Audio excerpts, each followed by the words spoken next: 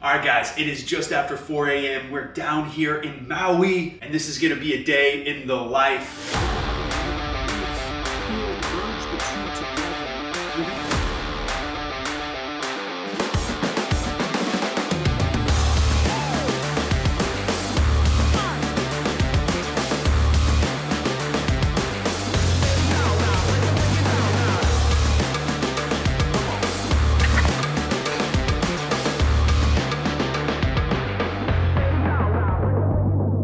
I thought I would take you guys behind the scenes and show you a full day in my life, what it's like to work remote, to run my companies and manage everything, and still hopefully get to enjoy a little bit of Maui.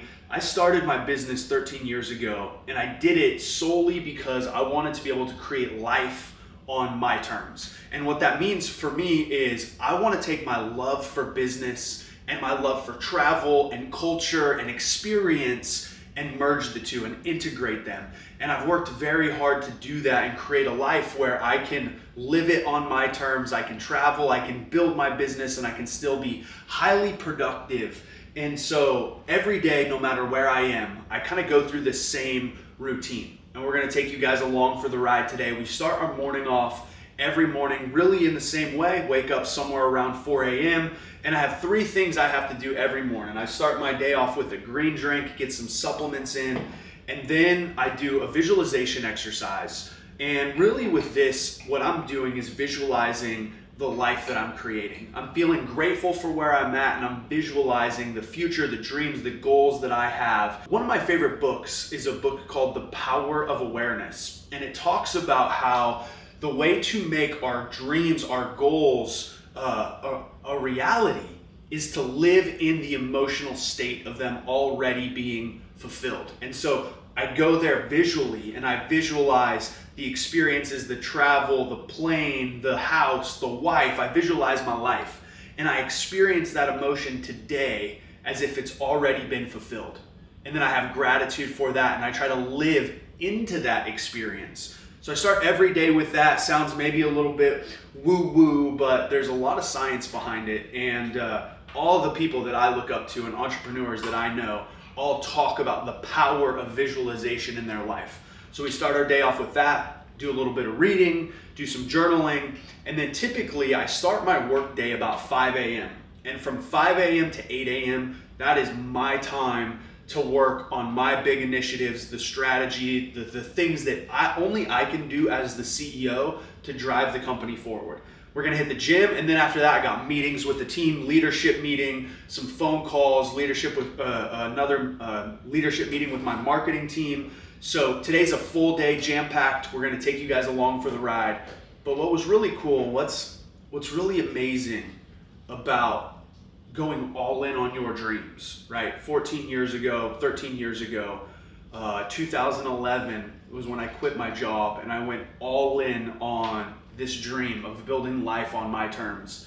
You know, I woke up this morning and I walked out the Airbnb and we have this beautiful view of the ocean. And I'm sitting here and I can see the reflection of the moon and the water. I walk outside and I hear the waves, and I'm just so grateful to be here and for the hard work and the challenges of life that take us. So with that said, we're gonna go sit out on the patio, enjoy the view, the sound of the ocean, and get the day started. Stay tuned.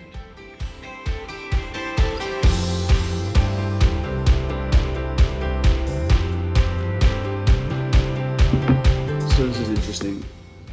The book I'm reading right now is called The Wealth Mindset by Neville Goddard. It's talking about you must stop spending your thoughts, your time, and your money, and you must make everything in life an investment. And then it says if you look up the definition of spending, it's to waste, to squander, or to lay out without return. The definition of investing is to lay out for a purpose for which a profit is expected. If you want to have a wealth mindset, I think this is a really beautiful frame. You have to think about investing into the areas of life that are important and get rid of the wasteful spending.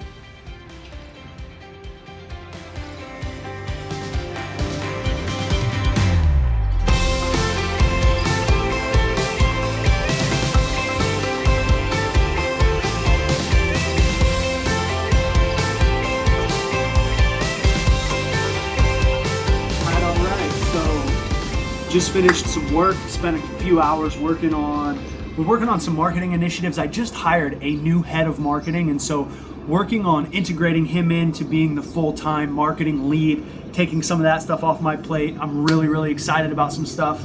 So worked for a few hours, and now we're shooting a podcast. So we're gonna talk about overcoming limiting beliefs right here in beautiful Maui, as you guys can see. Overcoming limiting beliefs has been one of the biggest unlocks for me in my life. Without getting into it, I'll let you guys listen to the podcast episode. I'm really excited to share this and to do it here in Maui, someplace that I dreamed of being and that for the longest time didn't think was possible for myself. I feel like it's really fitting. So hopefully we'll get a banger episode out. You guys got to check it out on Entitled to Nothing. And then once we hit the podcast, we got a coaching call, then we're going to go to the gym. So stay tuned. We got a lot more planned for you guys today, but yeah, I don't know. What else do you say? Fucking let's go.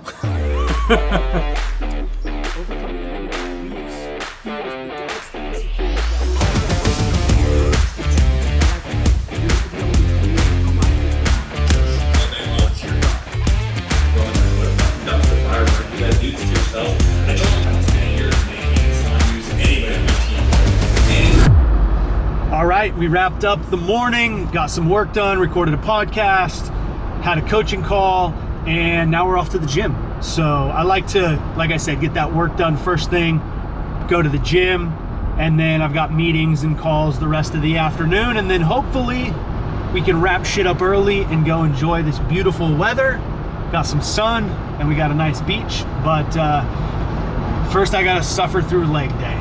Fitness has become a major part of my life for two reasons. One, obviously I want to look good and feel good, but also the mental discipline and strength that comes from training, I think, is universal to every area of our life. And one of my mentors is a guy by the name of Joe Polish, and he told me this analogy one day. He said, Anthony, if you had $1 million racehorse and every time it raced, it could win you $1 million, how would you treat it? He's like, you'd probably get it the best trainers, the best food, the best doctors. Like, you would do everything you could to maximize the opportunity for that horse to win you $1 million. And then he said, as an entrepreneur, you are your own $1 million racehorse. And if you want to maximize your potential and your capacity as an entrepreneur and just as a man, you have to prioritize your health, your energy, your fitness. And so I feel like that, and also just like the discipline that it creates and the toughness, the strength that it creates, it's the perfect complement to being an entrepreneur. So if you're a business owner, an entrepreneur, or someone who just wants more out of life, I don't have to tell you that training is important, but what I will tell you is the benefits of discipline, mental clarity, and energy that you have in your life, they definitely allow you to push through and get to the next level. So get off your ass and go move. That's what we're about to do.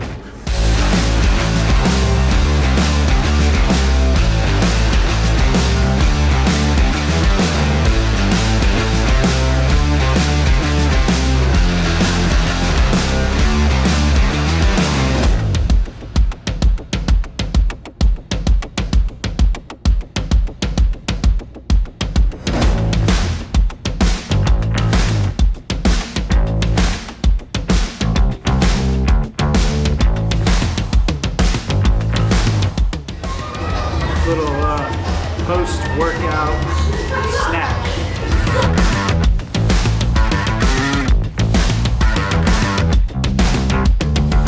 Hawaii. You have to indulge a little bit. Just a little bit.